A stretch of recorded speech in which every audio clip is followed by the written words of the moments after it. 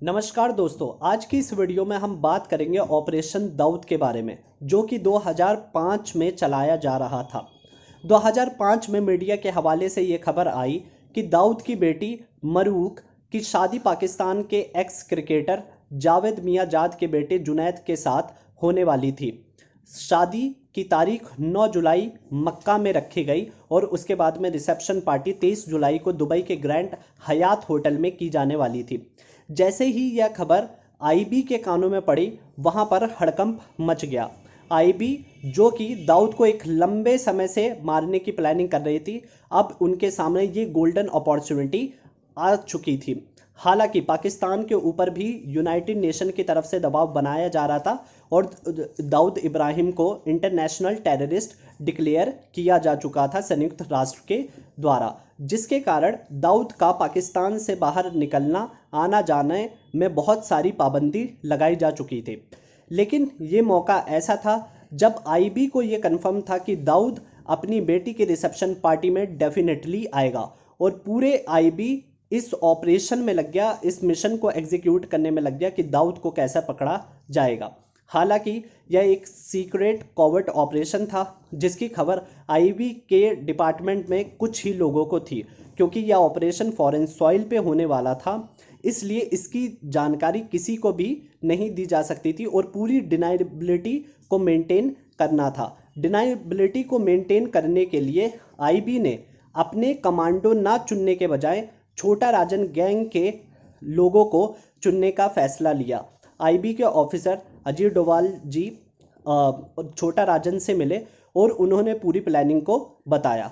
छोटा राजन 1993 के Mumbai bomb blast के बाद से दाऊद इब्राहिम के एक दूसरे के बीच में 36 का आंकड़ा हो चुका था और 2000 में छोटा राजन के ऊपर हुए जानलेवा हमले के कारण भी दाऊद छोटा राजन का बहुत ही बड़ा दुश्मन बन चुका था। और इसी को नज़र में रखते हुए छोटे राजन ने अपने दो सबसे रिलायबल पर्सन को आईबी को सौंपा, जिसका नाम था विकी मल्होत्रा और दूसरे का नाम था फरीद तनाशा। ये दो इंसान छोटा राजन के गैंग के बहुत ही खतरनाक व्यक्ति थे और बहुत ही शार्प शूटर थे। तो आईबी ने इनको सिलेक्ट किया और अजीत डोवाल जी ने इनको एक खुफिया जगह पर ले गए, जहां पर इनकी एक्सटेंसिव ट्रेनिंग ऑपरेशन के ऊपर चालू हो गई। इनको पूरी ऑपरेशन के बारे में जानकारी दी कि कैसे ऑपरेशन को एग्जीक्यूट किया जाना है।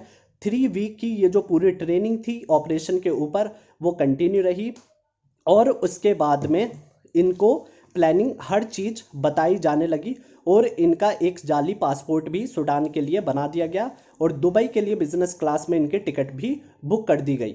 लेकिन अनफॉर्चुनेटली ना जाने कहां से मुंबई पुलिस को, महाराष्ट्र पुलिस को इसके बारे में खबर मिल गई और जैसे ही उनको ये खबर मिली, वहां के मुंबई पुलिस के क्राइम ब्रांच के डीसीपी धनंजय कमलाकर अपनी एक टीम को तैयार करके सीधा दिल्ली के लिए रवाना हो गए।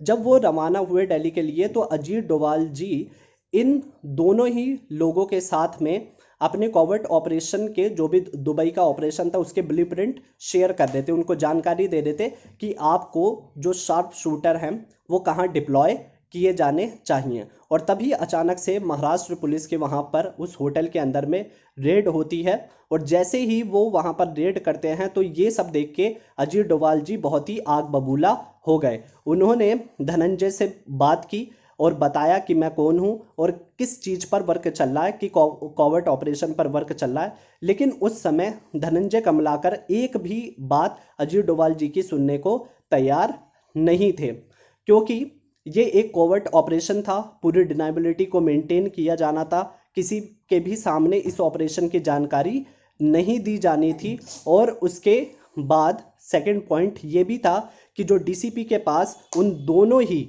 जो क्रिमिनल्स थे छोटा राजन गैंग के, उनके खिलाफ अरेस्ट वारंट भी लीगल था।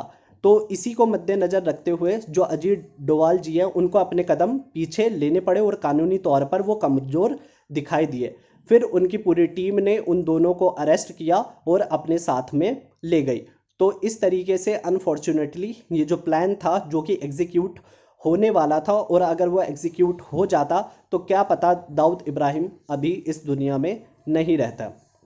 और उसके बाद में हम ये भी देखते हैं कि आज के भी समय में ये बात छिपी नहीं रही है कि कई लीडर्स, कई पॉलिटिशियंस महाराष्ट्र के और पुलिस ऑफिसर्स जो कि अच्छे अच्छे रैंक पे हैं महाराष्ट्र के, वो भी दाऊद इब्राहिम के लिए काम करते हैं। और हम दूसरी कंट्री से फिर क्या एक्सपेक्ट करें, जैसे कि पाकिस्तान की कंट्री से क्या एक्सपेक्ट करें, वहाँ की आर्मी से क्या एक्सपेक्ट करें कि वो हमें दाऊद को हैंड ओवर करे, कि हमारे जो पॉलिटिशियंस ही हैं या पुलिस ऑफिसर्स ही हैं ये उन्हीं के पैसों पर पल रहे हैं।